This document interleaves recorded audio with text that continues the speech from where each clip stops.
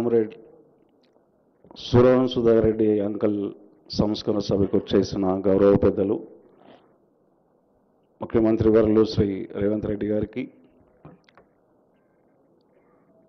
వారి కుటుంబ సభ్యులకి, వామపక్ష భావజాలంతో పాటు అంకుల్కి మీద ఉన్న ప్రేమతో అభిమానంతో వచ్చిన ప్రజలందరికీ వందనాలు. పెద్ద పెద్ద సమస్యల గురించి కానీ, ఇప్పుడు జరుగుతున్న రాజకీయమైన చర్చ గురించి కానీ, కమ్యూనిస్టు పార్టీలు ఏకం కావాలనే చర్చ గురించి ప్రధానంగా మనం తీసుకున్నప్పుడు సురవరం సుధాకర్ రెడ్డి అంకుల్ ని కలిసిన 3 సందర్భాలు ఉన్నాయి. మేము చిన్నగా ఉన్నాము. ఇదే బషీర్బాగ్లో ఉదయం రాఘవులు గారు గుర్తు చేశారు, విద్యుత్ సంస్కరణలకి వ్యతిరేకంగా ఆ రోజు పోరాటం నిర్మాణంలో చేసే భాగంగా 1 సంవత్సరం 2 సంవత్సరాల పాటు ప్రజల తిరుగుతూ అనేక సందర్భాల్లో ఇంటికి వచ్చి నాన్నతో కలిసిన సందర్భంలో నాన్నను తీసుకెళ్లి పరిచయం చేసి, ఒక గొప్ప వీరుని కుటుంబం నుంచి వచ్చిన సుధాకర్ అన్నని పరిచయం చేస్తున్నా, మీరు కలిసి నడవాలి అన్న, వీరికి ఏమైనా నేర్పియాను. అప్పుడు ఏం మాట్లాడలేదు, నేను చాలా చిన్నపిల్లగా ఉన్నాను. అక్కడ నుంచి ఆ స్ఫూర్తి తీసుకొని పోయినప్పుడు ముఖ్యమంత్రి వర్యులు ఉన్నారు, అట్లాగే ఇప్పుడు కూడా రెగ్యులర్గా కూడా నాన్న ఉన్నప్పుడు ఇట్లాగే వచ్చేవారు. సుధాకర్ రెడ్డి అంకుల్ ఒక పార్లమెంట్లో గొప్ప పార్లమెంటేరియన్గా, హ్యూమనిటేరియన్గా, ఉద్యమకారునిగా, విప్లవవాదిగా ఉన్నా కూడా అన్నిటికన్నా ముఖ్యం ఏంటంటే తన గ్రామాన్ని ఎప్పుడు మర్చిపోలేదు.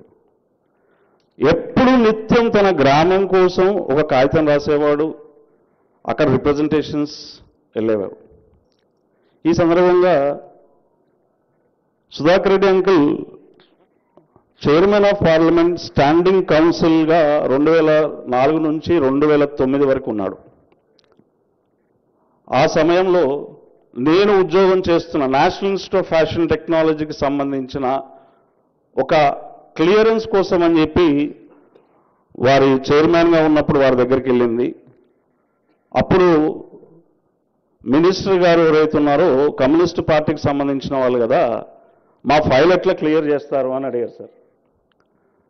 అప్పుడు దేశమంతా వీళ్ళకు ఇప్పుడు సురవరం సుధాకర్ రెడ్డి గారితో ఎవరు మాట్లాడతారు అన్నప్పుడు జనరల్గా కనుక్కుంటారు కాబట్టి, అక్కడ ఒక కమ్యూనిస్ట్ కుమారుడు ఉన్నారు, బహుశా ఆంధ్రప్రదేశ్లో కూడా ఉంది అని చెప్పేసి నన్ను సంప్రదించినప్పుడు నాన్న తీసుకుని వెళ్ళాం.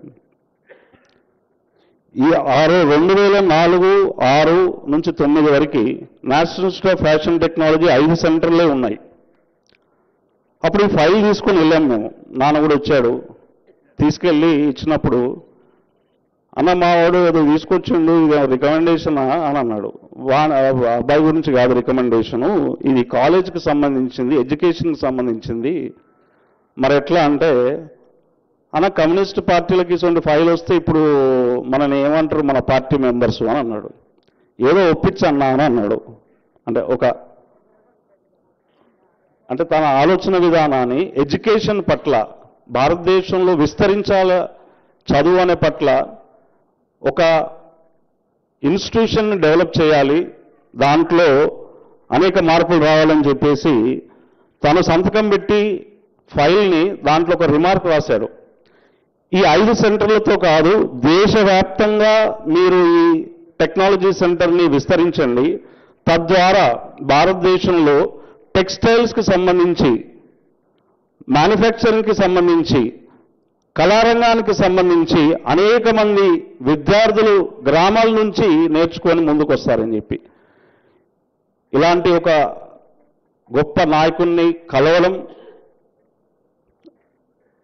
తను పార్లమెంట్లో ఈ ఫైల్ తీసుకుంటున్నప్పుడు నిజంగా చెప్తున్నాను సార్, ఇట్స్ రికార్డెడ్, నన్ను 15 రోజుల పాటు ఢిల్లీలో తన నివాసంలో ఉంచుకొని అక్కడి నుంచి ప్రతిరోజు నన్ను బస్సులో పంపించి తన ఆఫీస్లో కూర్చొని ఈ పార్లమెంటుకి సంబంధించిన లేబర్కి సంబంధించిన లిఫ్ట్కి సంబంధించిన ఫైల్ని నా చేత రాయించి నా చేతే దాన్ని తయారు చేయించి తీసుకెళ్లి పార్లమెంట్లో సబ్మిట్ చేశారు.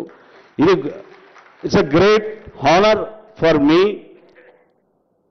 ఈరోజు ఈ అవకాశం నాకు ఇచ్చినందుకు మీ అందరికీ కూడా ధన్యవాదాలు తెలియజేసుకుంటున్నాను sir. Thank you very much. Thank you comrade Surya garu. ఇప్పుడు కాసిం గారు కూడా 2 నిమిషాలు మాట్లాడతారు.